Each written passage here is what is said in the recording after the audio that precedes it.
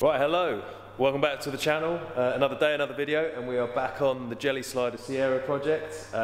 Basically, we're going to be swapping out. Adam's already got a head start on this, and we're taking off all of the old 1.6 front hubs and the tiny little discs and our compression struts from comp brake and adjustable TCAs, and we are going to be swapping them out for our custom made Wang Fab drift arms, which is going to give us loads of more lock and castor, complete with a little willy cutout. And we've also got our 3-door hubs, which you'd have seen us developing these in previous videos, so working out kind of the geometry, getting these cut out of wood to check them all, and getting them laser cut and welded up, powder coated. And then in the last video we did, I went down to see Carlo, the engineer extraordinaire, and he helped us set up the, or fix the dodgy taper in the bottom with a reamer, and make up these bits which we've blobbed in to shorten our steering arms to give us more lock is the plan. So yeah, basically tonight hopefully we'll get all this back on. Barton, you bought some steering arm extensions as well, didn't you? So we've got some extenders for the old steering rack as well, so we'll pop these on as well. Did you want to see if it fires up? You reckon it's got battery? How long's it been parked up for now? A year? Over a year. Adam's already got a head start and taken off all the front hubs, as you've seen over there, they're on the floor. Let's see if it fires up, make sure it's out of gear. I've already done that.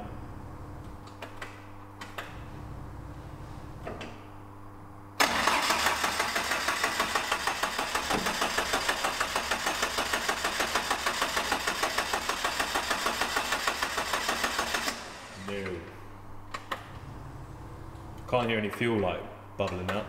Pump's coming in. Yeah, does it sound like it's under load? Try again.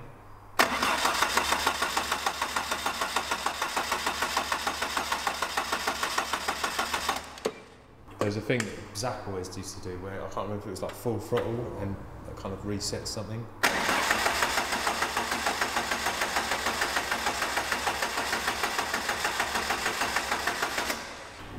Mate. Yeah. That's mint. That sounds like fuel going through. There you go. Do it again.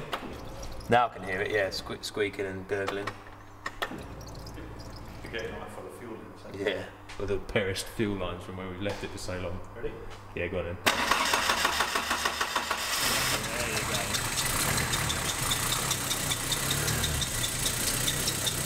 Got a little chip. Got oil pressure, yeah?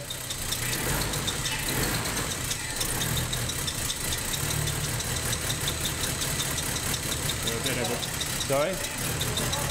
Not on the button, yeah. Looks like a champ! Is that, I think that's his belt shirt.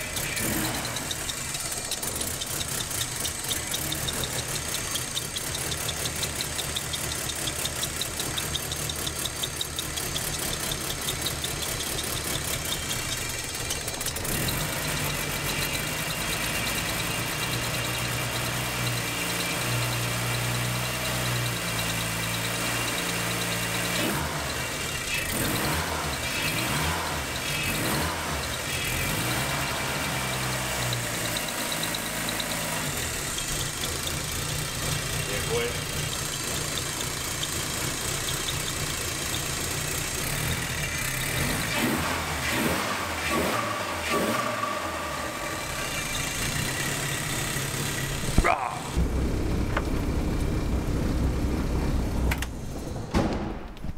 Right, now let's get the suspension bits on.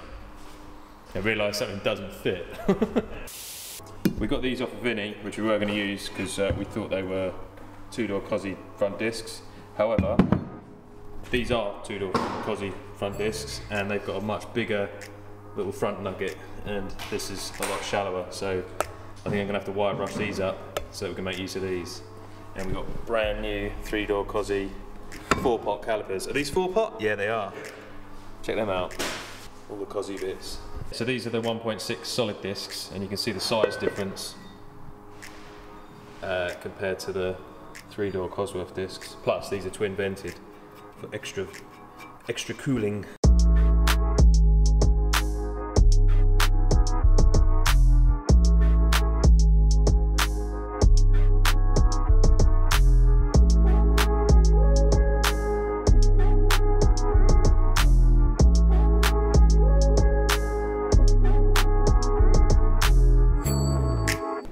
So that's as clean as I can get those discs with the cordless grinder. They'll be alright for now. Better than what we had on it before. I was going to say, who paints their brakes blue, but then I remember that I painted everything on my Fiesta orange, so I can't really talk. Idiot! So now let's start bolting up all of the front suspension bits.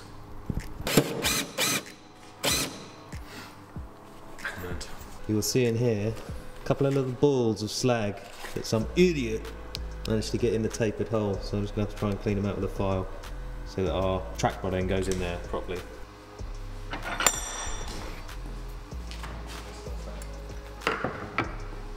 What do you use to pry it open with? The big screwdriver? It's kind of how I put the bolt in backwards and I stuck the washer in, but it sort of chewed the end of the bolt up and then just whack it in.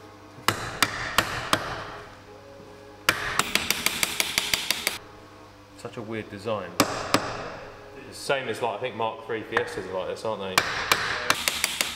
Because I can remember using a Coke can to shim Neil's Fiesta Turbo. When we were up at Jam Sport, yeah, when we were up at Jam Sport, out came the Coke can shims. The hubs are going to change the front steering and suspension anyway, aren't they? So they shouldn't theoretically affect the right way. But they'll affect, I mean, the steering's going to be all over the place anyway. Because we f***ed it right up. Yeah, so the distance from the centre of the hub to the strut man is the same. Yeah.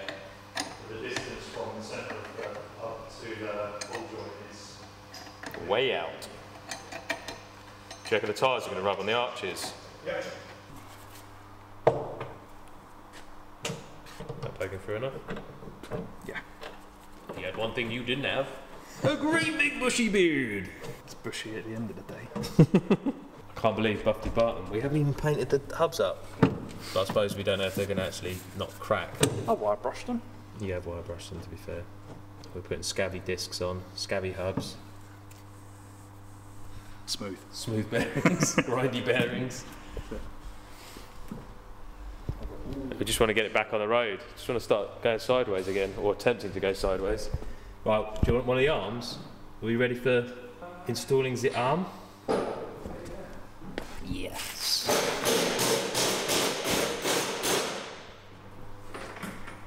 And we've gone for maximum attack on the two options that we've got for castor. Maximum don't fit. Yeah, maximum tyre's definitely going to smash into the arch. I'm going to cry. Are they tight, or have you left them all loose? I've left them all loose because they're going to all sit at slightly weird Oh, and angles. have we made these the same on both sides? Yes. Okay, cool. Yeah, so I sat there and I measured them again, sat them against each other. So, Tried to work out, but we have to use the old bolts. the old bolts. The new bolts won't fit. So on the back, they're M8s, is that? M10s? Could be M10s, no?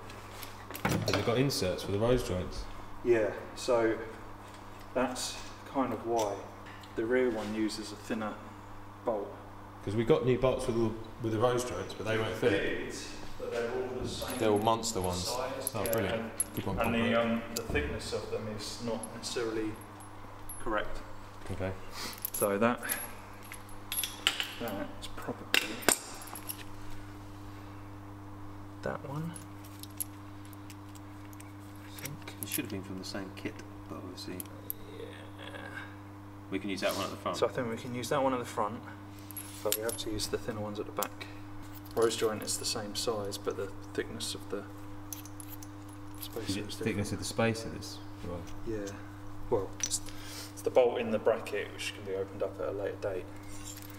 But we could always remachine new spacers and run a bigger bolt later on if we wanted to, because that looks a little bit peewee. Yeah, I mean, it'll all work. Yeah. But yeah, we'd need to turn these down so they're thinner, and then open those up to. with you. So that that sits in there quite happily. But we can use the new dust seals if you want. You want dust seals? I don't give a shit about dust seals. No dust seals. Mate, we do like no miles. It gets more dust sitting here than it would do ever do on the road. It gets quite dusty parked hard, doesn't it? Right, so wiggle that one in first. That's what she said! Maximum movement. If it ever travels that far up, the welded on eccentric top mounts have come away from the shell. I think if it ever goes that high, the tyres may roll. Yeah. That is a lot. That's going to be a lot of castor. That's me. If you say so. Let's try it anyway, see where we end up. We can always knock it back if we have to. And got these fancy studs as well. Where are these from? They are from Rally Nuts, I think. Rally Nuts. Check them out. And is that like a little nubbin so that you can sling a nut on quickly when you're it is. So theoretically, I'm not drag racing? Knacker that thread up, but watch what happens the first time we do it. So we're just going to put our steering arm extensions on. And these are from Burton's. And they should extend the rack, we reckon, about 40mm. Which is probably too much, but we'll put it on and see how much the bows point out. Ooh. We've also got our ABS flanking plates, because who needs ABS? Quite a neat little setup we got going on here. Screamer pipe. Looking down here. Right, so that's as far in as it'll go. It's going to be maximum lock when the steering wheel's straight in both directions. Crazy eyes? Yeah. So if we do it all the way in, then we'll know if we need to cut any thread off of the actual arm, because we might need to trim the arm down. I'm going to say yes. I'm going to say yes. Pop the disc on.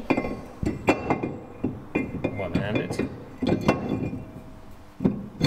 Are these refurbished calipers? They are refurbished, yeah. Refurbished. Pads. Have to take the wear sensors off because I don't think we'll be needing those. These performance ones.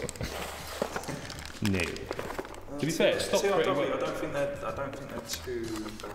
Right, which is why we're doing any track days. Got to be better than what we've got. Oh yeah, definitely. I mean, never had any problems. I mean, new anti-vibration springs and pins. There should be another set with the other camper. Some more brake pipes. oh, we've got to link one end to the other. It just takes it round. Yeah, to the other side. To the standard position. Yeah. Right, bang them on. Snip, Snip. snip, snip. Caliper on. Yeah, I don't know what other make brake pads we should try. That makes a big difference. Yeah, I can't remember where I got those from. I'm sure that they came from somewhere like motorsport development or something like Maybe that. these are decent then. I think they're like just sort of standard. We'll see how we get on with it. Yeah. Depends how fast when we're doing like 100 plus reverse entries. So that's the pad, the springs, or the spring thing, and the little pins in. Now we're going to just quickly put a wheel on it and have a laugh at it not fitting. Banded Mondeo steels. What are these, 7s? Can't remember now. More than likely 8s, 8.5 maybe. Okay, and the moment of truth. Let's do this. Spacers at the ready. Just a paintwork. Did it?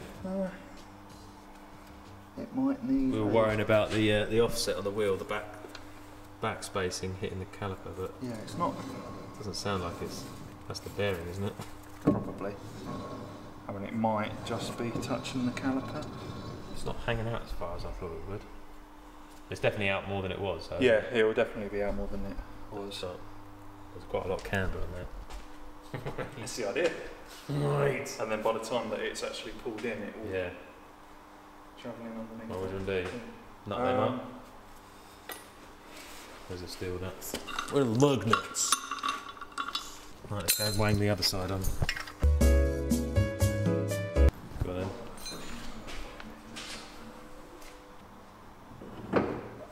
Yeah. Does the wheel still spin?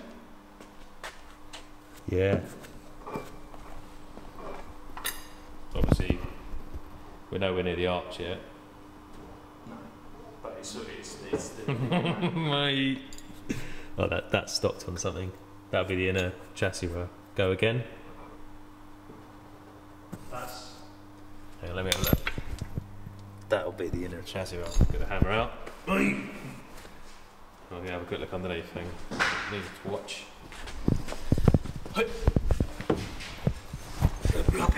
Oh yeah, it is. It's the inner chassis rail right next to the fuel pipes. Oh, really? Yeah. Oh, it's really sort that out. But that's a good amount of lock. Mate, look at that. Oh, that's funny.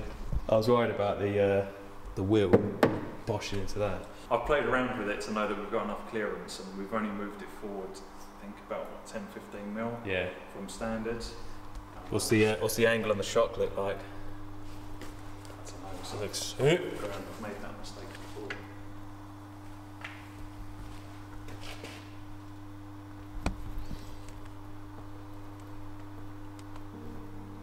Not bad. So we're going to sling the other side on, and then yeah, hopefully we can drop it back on its wheels without crushing the old calipers, because we need to sort out the brake lines into the new calipers. Until then, we're just going to leave those dangling down. Is the plan.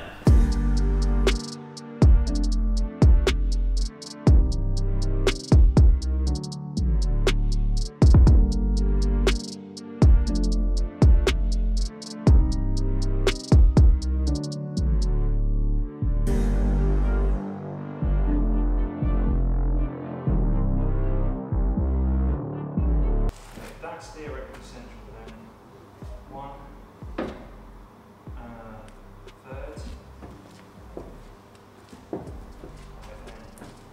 one,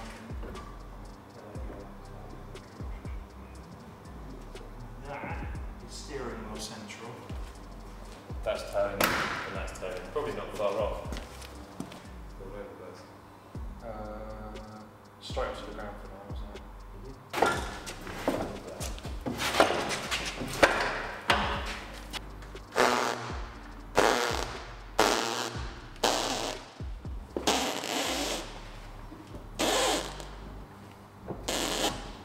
Should really turn the power on and get power assisted steering on.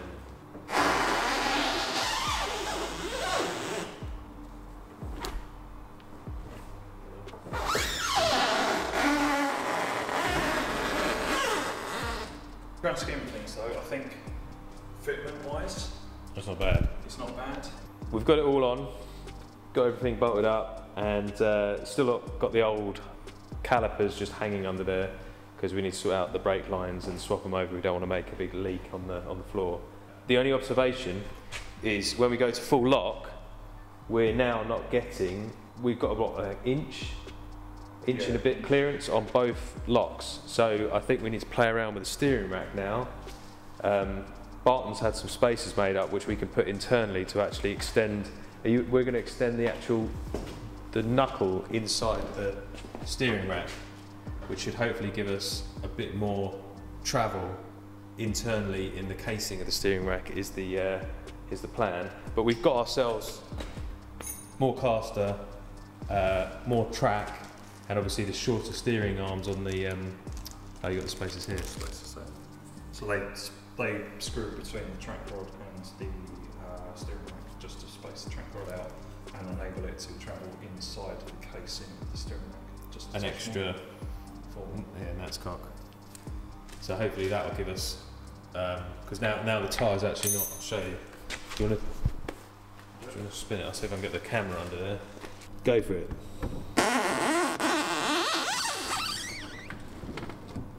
Still upright.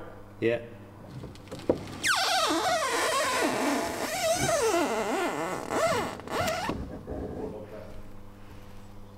so I can still get my hand up between the wheel and the chassis rail. So yeah, we could gain a bit on the steering rack and then get that a little bit more, but it's not bad. It's much more natural lock than we had before. Right, so on the next video, I think we'll be playing around with the steering rack and hopefully getting the brakes on and bled, and then we can actually take it for a test drive, which is going to be exciting.